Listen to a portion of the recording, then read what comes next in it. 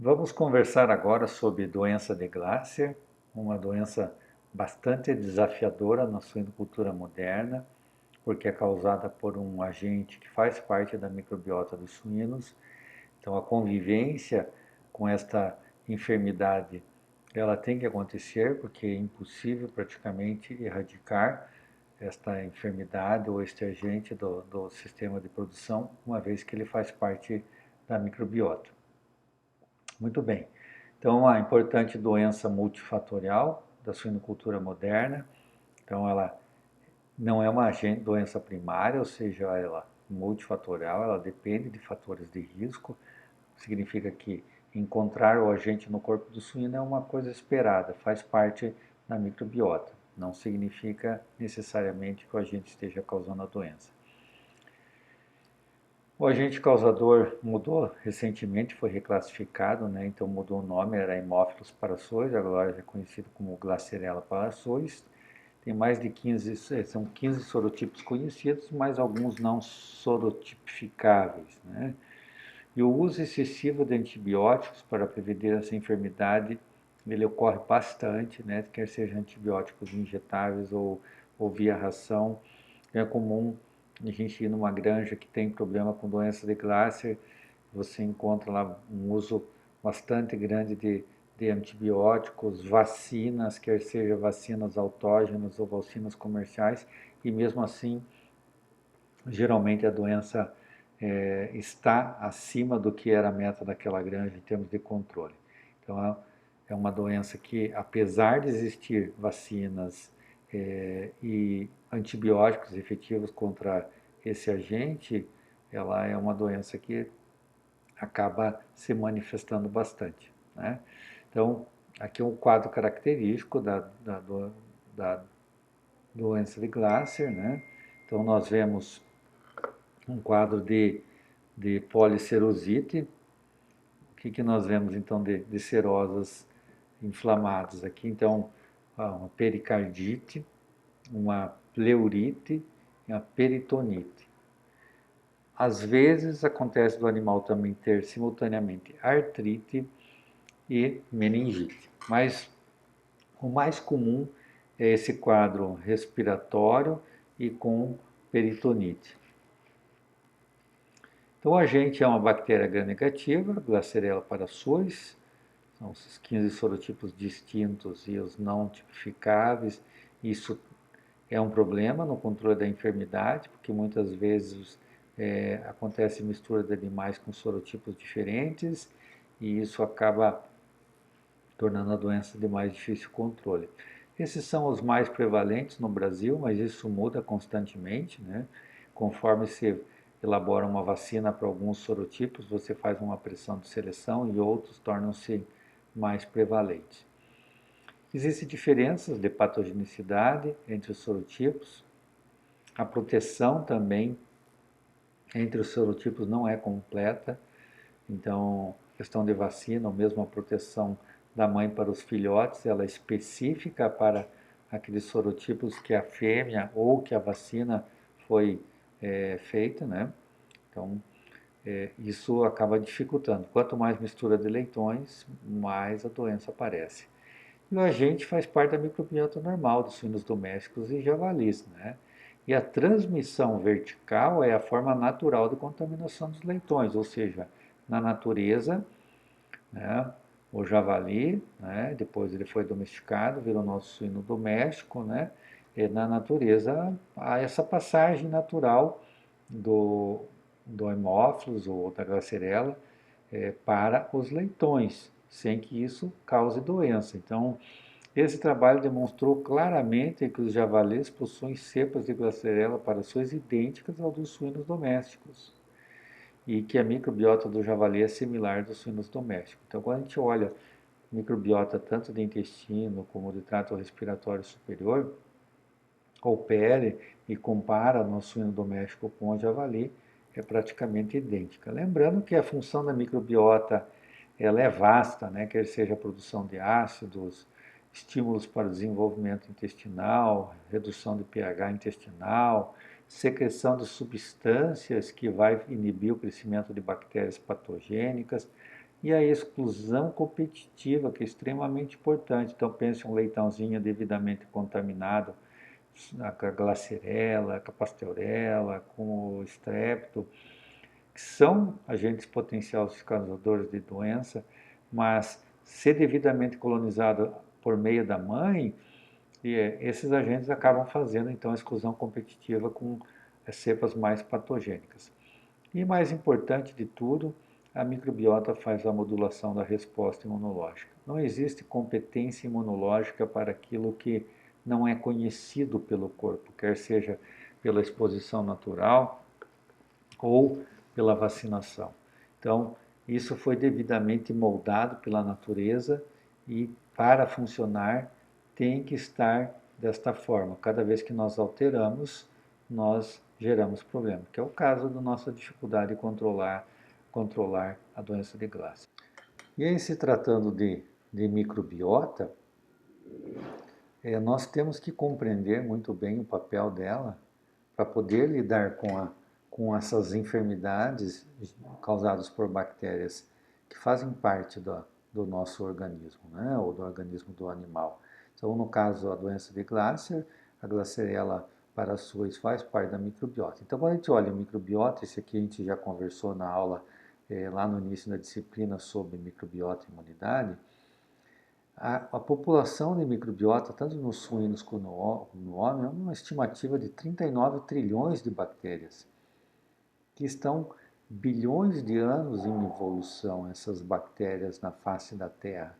Então, os mecanismos de adaptação que elas têm são muito mais evoluídos do que os nossos próprios mecanismos. E elas têm uma capacidade de se comunicar pelo quorum sense. Então, se pensar um suíno saudável infectado com a Glasserella parasuis, como que essa microbiota entende que essa Glasserella está lá? Através do quorum sensing, que são partículas de comunicação da bactéria. Sabe qual é a quantidade e qual é a bactéria que está lá. Então, essa informação é importante para o organismo, saber que tem essa bactéria ali e que em quantidade ela está. E ela está ocupando um nicho que vai fazer exclusão competitiva de outras bactérias mais patogênicas. E também um ponto importante que a gente precisa lembrar da epigenética, que são os processos de adaptação dos organismos, tanto bactérias como os seres vivos superiores, como nós, ao meio onde nós vivemos. Então, se pensar uma Glasserella parasuis no trato respiratório superior de um suíno saudável, epigeneticamente ela vai silenciar genes, né, responsáveis por causar doença. Por quê? Porque ela não está precisando daquilo. Então, ela não vai ficar produzindo fatores de patogenicidade se ela não está causando doença. Por isso que é importante quando o leitão recebe essa bactéria da mãe, né, que vem com esses genes silenciados. Já nós, homens, suínos, aves, temos aí uma população de 30 trilhões de células. Então nós temos muito menos células do que bactérias no corpo. Estamos em evolução há muito menos tempo. Temos mecanismos de adaptação também epigenéticos, né? E daí a importância de estabilidade imunológica e de microbiota num rebanho, porque a epigenética, que é essa adaptação, ela passa de uma geração para outra, né? Então, se nós temos leitões adaptados à microbiota, com uso racional de antibióticos, esse animal vai ter uma expressão gênica adequada, que isso vai sendo passado para as próximas gerações, né? E a questão que sempre fica quem está no comando, né? A microbiota ou, né, o hospedeiro dessa microbiota. Então hoje está muito bem claro que a microbiota regula o sistema imunológico, regula o metabolismo. Então sempre que a gente altera a microbiota, existem perdas com doenças, né? E as questões desafiantes em se tratando da Glasserella, né? Então, a contaminação das porcas para os leitões pelo Glasserella parasuis é um evento esperado? Isso é bom? É um evento esperado e é bom, não é? Se nós temos um plantel de reprodutoras que não se usa antibiótico preventivo em gestação, em maternidade, que estão em eubiose, isso é bom. Pode desencadear a doença? Não, né? Que é um evento esperado. Então, por que a doença ocorre? É isso que nós temos que ver nos próximos slides. E o que podemos fazer, né?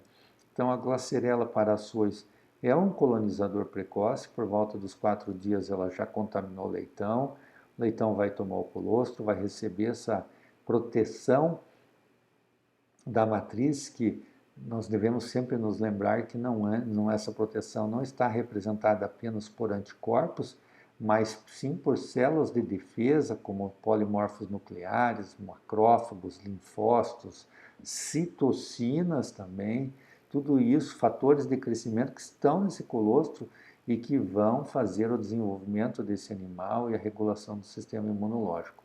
Ao longo da lactação, o leitão continua recebendo da mãe a contaminação, recebe o leite que é rico em IgA, então proteção de mucosas, e ele está fazendo esse processo então de amadurecimento da microbiota ao longo do período de lactação.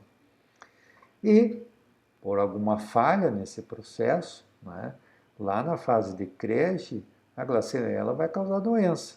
Então, nós vemos aqui um animal em que essa contaminação na maternidade provavelmente não aconteceu e ele foi se contaminar lá na fase de creche.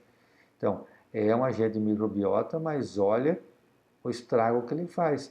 Aqui está aberto o saco pericárdico e tudo isso aqui está em torno do coração, né? Então, uma pericardite violenta acaba gerando um tamponamento cardíaco, porque o coração não consegue fazer o processo de batimento adequado, e principalmente o lado direito do coração, né, sofre mais porque a camada muscular é mais fina, então acaba levando esse animal à insuficiência cardíaca direita e todas as suas outras consequências, como por exemplo uma cirrose hepática. Então, afinal de contas, a colonização pela porca é bom ou é ruim?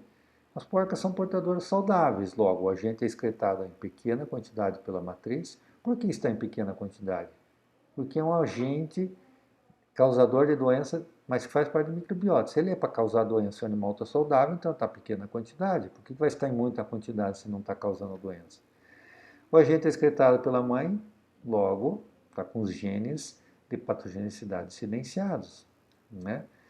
E essa exposição precoce vai evitar o surgimento da doença na fase de creche. Por quê? A adaptação, essa exposição precoce faz com que haja a adaptação a esse agente, né? Então, é o que nós chamamos da colonização supervisionada. O leitão nasce, toma colostro, tem uma proteção 100% equivalente da mãe. Ao mesmo tempo, ele começa a se contaminar com essa microbiota. Então, tem esse chapéu protetor e o indivíduo passa a produzir a sua imunidade ativa. À medida que cai a imunidade passiva, aumenta a imunidade ativa e a microbiota vai sofrendo esse processo de maturação. Então, alguns pesquisadores já há muito tempo demonstraram, esse é um trabalho de 2001, que a colonização experimental de leitões e leitoas com cepas causadoras de doença sistêmica da Haemophilus parasois, lembrando que ele recentemente mudou para Glasserella parasois, e também Streptococcus suis, que nós vamos conversar na próxima aula, evita a doença. Então, olha que loucura, pegaram as cepas patogênicas numa granja e inocularam os leitões na maternidade. Então, o que eles fizeram? Pegaram essas cepas, fizeram infecção de leitões aos 5 dias de idade e ambos os protocolos foram seguros e permitiram a colonização dos leitões, né? Então, tanto a infecção da porca como dos leitões foram seguros em colonizar os leitões, reduzindo a incidência da doença na fase de creche. Tá? Então, a contaminação em fase de maternidade não gera doença. Quem gera doença? Contaminação na fase de creche para indivíduos que não foram infectados. Ué, se é tão simples assim, por que a doença é tão prevalente? Pobre colonização na maternidade, pelo uso de antibióticos preventivos nas porcas, nos leitões.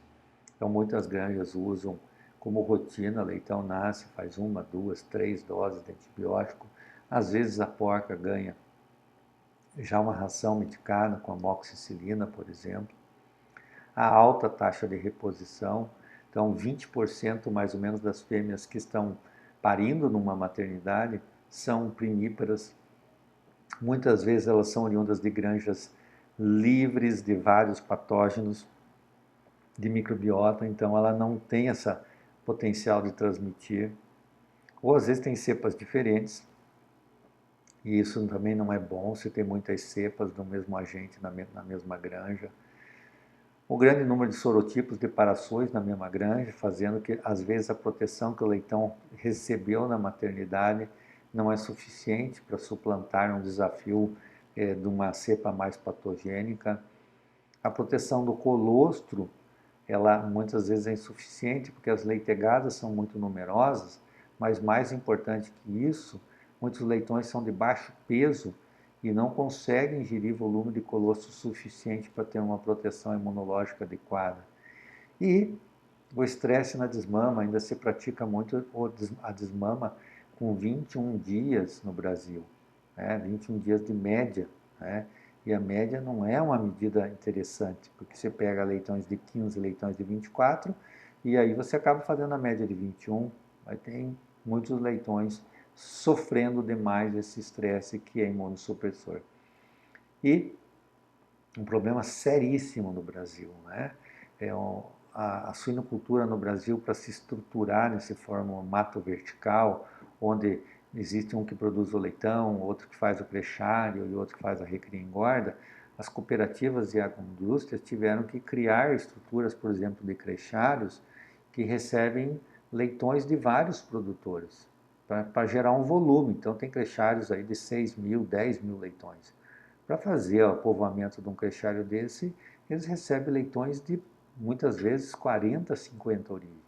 E aí fica difícil controlar enfermidades. Qual que seria o ideal?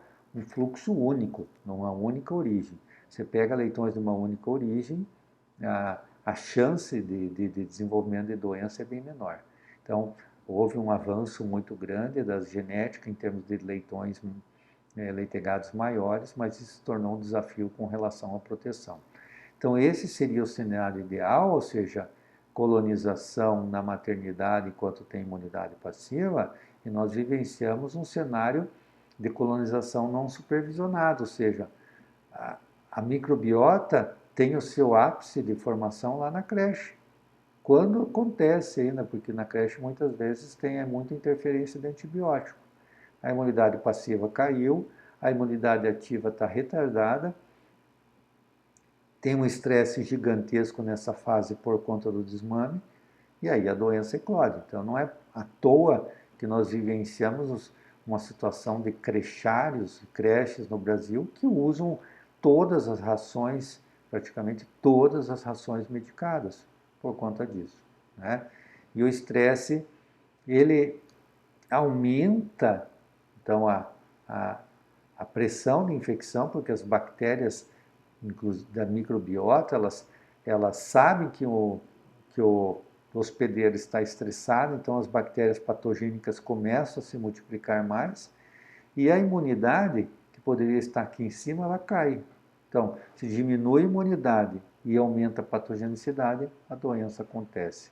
Então, é uma situação que a gente precisa controlar. Então a gente vê nessa imagem animais numa creche precária, né? Exposto a uma contaminação elevada, com umidade, então aqui passa-se frio, né? Aqui uma situação de superlotação, então o calor, gases, tudo isso acaba diminuindo a resistência, né? E aí o leitão é desmamado, muitas vezes muito jovem, aqui nesse caso são leitões de bom peso, mas acontece que muitas vezes nós temos neste mesmo grupo leitões muito pequenos, né? E haverá então um grupo com a imunidade baixa.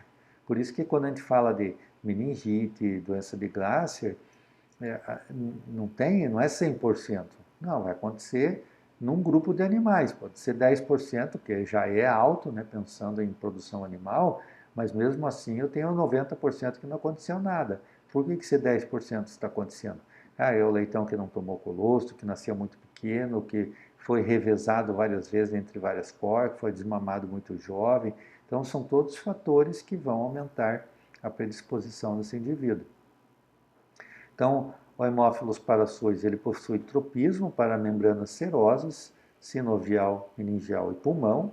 Então, ele pode causar pneumonia, pode causar pleurisia, pode causar meningite, né? Então, são várias formas de manifestação. E os fatores de patogenicidade ainda não estão bem esclarecidos, né? Então, o animal tem uma doença súbita com anorexia e febre. A apresentação da doença depende da localização das lesões. O mais corriqueiramente que a gente vê tosse, dispneia, cianose devido a comprometimento de pulmão, e pleuras, incoordenação, quando envolve sistema nervoso, decúbito lateral, claudicação e artrite. Em fêmeas jovens que nunca foram expostas, quando chega numa granja e é exposta ao parasus, pode acontecer então delas adoecerem ou mesmo terem problemas reprodutivos, né? Como a gente vê aqui, um animal maior e manifestando a doença de Glasser. O diagnóstico a gente faz com histórico, sinais clínicos e necrópsia. O isolamento é problemático, exige meios enriquecidos. A escolha do animal tem que ser criteriosa, não pode ser aquele animal cronicamente infectado. E a influência da medicação. Tá? Quase sempre quando nós nos deparamos com um caso clínico, a ração está medicada, já foi feita medicação injetável, então a chance de isolamento torna-se menor. Por sorte que existem a, a PCR que possibilita fazer então a amplificação do DNA, mesmo que o agente já esteja morto, mas nós temos que tomar cuidado na coleta, né? Porque a coleta seja feita em lesão, né? Não adianta coletar um swab nasal e dar um PCR positivo, que isso não ajuda em nada no diagnóstico, porque o animal pode ser portador saudável. Então, a pleurite, pericardite, peritonite, poliartrite, meningite e em animais mais velhos, com casos crônicos, no idade de abate, aderência das serosas, presença de grande quantidade de fibrina, artrite e fibrino purulento. Então, a fibrina está muito presente, né, nas inflamações de serose. Então, na doença de Glasser, a fibrina ela é muito notada. Então, veja aqui uma aderência bem forte, leitão em idade de creche, aqui também, veja grande quantidade de fibrina, então o fibrinogênio vem, né, então a proteína de fase aguda, ela sai da circulação e vem para a área inflamada e faz toda essa aderência aqui. Então, caso crônico aqui, já essa fibrina sendo estruturada, formando um tecido conjuntivo, né, e aqui essa aderência das serosas em animal no frigorífico. Bom, como é que podemos controlar a glacerela? Bom, começa lá no processo de reposição, né? O ideal é que as empresas fizessem a sua autorreposição, comprassem as fêmeas avós e produzissem suas próprias fêmeas para que não houvesse essa entrada de animais com cepas diferentes ou mesmo livres da glacerela, né? Ah, não tem como fazer autorreposição, então tem que conhecer a origem, né? Evitar comprar reprodutores de granjas que usam antibiótico de uma forma não responsável, né? E fazer a adaptação sanitária dessa fêmea. Então, por 30, 60 dias, expor essas fêmeas a material contaminado, animais mais velhos, para que elas façam, então, essa adaptação da microbiota com a microbiota da granja. O banimento do antibiótico preventivo em gestação e maternidade, isso tem que acontecer. O pessoal usa muito isso, principalmente para controle de infecção urinária. Então, olhem lá na aula de infecção urinária, como a gente já avançou em conhecimento da prevalência e do controle diagnóstico de infecção urinária. Não precisa ficar usando antibiótico sem necessidade. Na maternidade, mais ainda, se a mãe vai fornecer microbiota, ela tem que estar livre de antibiótico, a microbiota delas tem que estar equilibrada para que ela possa transferir aos leitões. O leitão tem que mamar na mãe biológica colostro por 12 horas após o parto. Depois de 12 horas faz a equalização de maternidade, né, das leitegadas. Ah, mas tem 15, 17 leitões, a porta tem 12 terços. Não tem problema. O colostro ele é secretado continuamente, é feito o revezamento natural. Após 12 horas, aí tudo bem, faz a equalização para que cada leitão tenha, então, uma teta, né? A idade de desmame mínima de 24 dias também evita muita dor de cabeça. O leitão já está mais maduro emocionalmente, ele não tem tanto estresse, que é um estresse crônico após o desmame. E melhorar a imunidade das porcas e leitões. Como é que nós vamos melhorar isso? E aí várias coisas precisam ser feitas com relação a controle de doenças primárias, como o micoplasma, o cercovírus, controle de aflatoxinas e outras micotoxinas, pois elas são imunossupressoras. E também é possível vacinação nos casos necessários. A granja está com um desafio muito grande com uma determinada cepa, então a vacinação é possível. Ela não é obrigatória, mas em muitas situações ela auxilia bastante. O que precisa ser repensado com relação à vacinação é que nós vemos muitos rebanhos no Brasil que vacinam e, ao mesmo tempo, usam uma grande quantidade de antibiótico. E aí a gente pergunta, por que está vacinando para Glácia? Ah, por causa da doença, se não vacinar, tem a doença. Pô, mas se está vacinando, está tendo a doença, então por que continua vacinando? Então, entender até onde a vacinação pode resolver o problema na granja. Porque a impressão que se dá é que em algum momento, ou por não ter atualização das cepas vacinais, ou por um motivo que a gente ainda não conhece, esses resultados passam a ser insatisfatórios, né? Então precisa ser revisto a necessidade de manutenção ou mesmo daquela vacina, se precisa se trocar a vacina ou se fazer a atualização dela. E com isso nós finalizamos falando de doença de Glasser, lembrando que é uma doença causada por microbiota. A presença desse agente na granja é esperada, faz parte da composição do organismo do leitão, não tem como retirar. Rebanhos que tentaram eliminar Haemophilus parasois tiveram resultados catastróficos, então tem que conviver com a gente e fazer com que esse leitão, ao chegar na creche, ele esteja equilibrado tanto emocionalmente como em constituição de microbiota e que esse evento seja com menos estresse possível, né, para que esse animal consiga suplantar essa enfermidade. Parece simples, mas não é diante do tamanho, né, da rotina de uma granja, e por isso esta é uma das doenças mais desafiadoras na fase de creche, né? Grande parte das mortes que acontecem em granja de suínos na fase de creche estão relacionadas a essa enfermidade. Até a próxima aula.